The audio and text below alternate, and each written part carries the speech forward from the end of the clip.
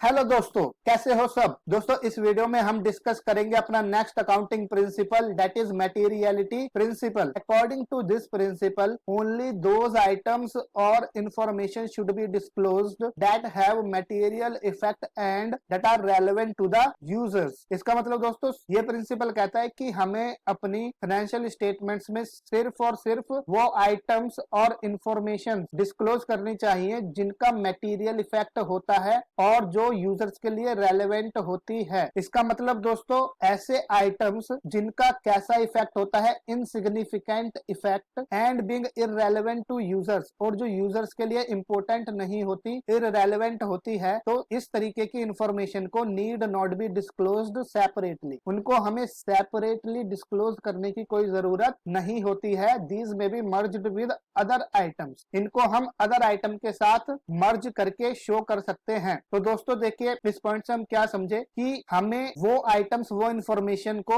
Separately disclose करना पड़ेगा अपनी फाइनेंशियल स्टेटमेंट्स में जिनका नेचर मटेरियल है और जो यूजर्स के लिए रेलेवेंट होती है। और अगर कोई इररेलेवेंट इंफॉर्मेशन है या इनसिग्निफिकेंट इफेक्ट है अगर किसी इंफॉर्मेशन का, तो उसे सेपरेटली दिखाने का कोई जरूरत नहीं है, उसे आप डिस्क्लोज करेंगे लेकिन अदर आइटम के साथ मर्ज करके। अब दोस्तों कोई इंफॉर्मेशन मटेरियल है या नहीं उसका पता कैसे चलता है, तो पॉइंट नंबर बी आप देखेंगे, कहता है if the knowledge of any information may affect the users decision then it is termed as material information. देखिए, कोई भी इंफॉर्मेशन को मटेरियल इंफॉर्मेशन जब बोला जाएगा जब उस इंफॉर्मेशन की नॉलेज से यूजर का डिसीजन क्या हो जाए, अफेक्ट हो जाए, यूजर के डिसीजन में क्या आ जाए, बदलाव आ जाए। इसका क्या मतलब हुआ, मान लो दोस्तों कि मिस्टर ए एक यूजर था, पोटेंशियल शेयर होल्डर था कंपनी का, जो फ्यूचर में कंपनी के शेयर खरीदने की सोच रहा था, और उसने कंपनी की फाइनेंशियल स्टेटमेंट्स देखकर उसने मन बना लिया था अपना कि वो कंपनी के क्या करेगा, बाय करेगा शेयर्स। तो इसने ये डिसीजन ले रखा था, लेकिन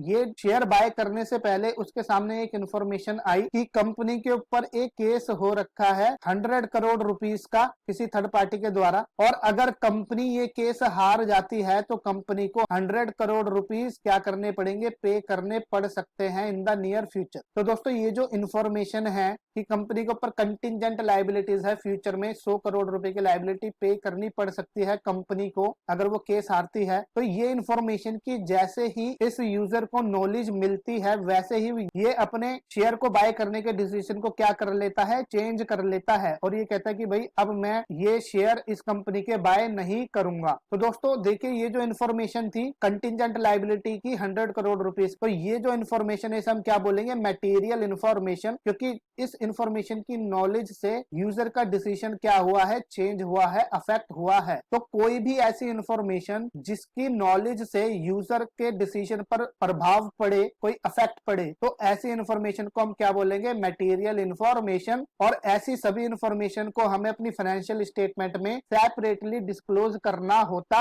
है according to this materiality principle. अब देखिए दोस्तों, इसका मतलब दोस्तों अगर कोई इमैटेरियल आइटम है या कोई इररेलेवेंट आइटम है तो उसको डिस्क्लोज तो हम करेंगे लेकिन सेपरेटली नहीं करेंगे। आइए एक बार पॉइंट नंबर सी आप पढ़ेंगे, it should be noted that an item material for one enterprise may not be material for another enterprise. इसका मतलब क्या है कि एक आइटम जो कि एक बिजनेस के लिए मटेरियल है वो जरूरी नहीं है कि अनदर किसी दूसरी बिजनेस एंटरप्राइज के लिए भी वो मटेरियल माना जाए। वो डिपेंड करेगा बिजनेस टू बिजनेस की बिजनेस का नेचर क्या है और बिजनेस का साइज क्या होता है। फॉर एग्जाम्पल मान लीजिए एन आइटम ऑफ एक्सपेंस 50,000, मान लो 50,000 रुपए का हमने एक एक्सपेंस किया है, तो ये 50,000 रुपए का खर्चा इमैटेरियल माना जाएगा। For an enterprise having turnover of 100 crore rupees, मतलब कोई ऐसी बिजनेस एंटरप्राइज जिसका टर्नओवर ही, जिसकी सेल 100 करोड़ रुपीस की होती है, तो 100 करोड़ रुपए की कंपनी में 50,000 रुपए की ट्रांजैक्शन को, 50,000 के आइटम को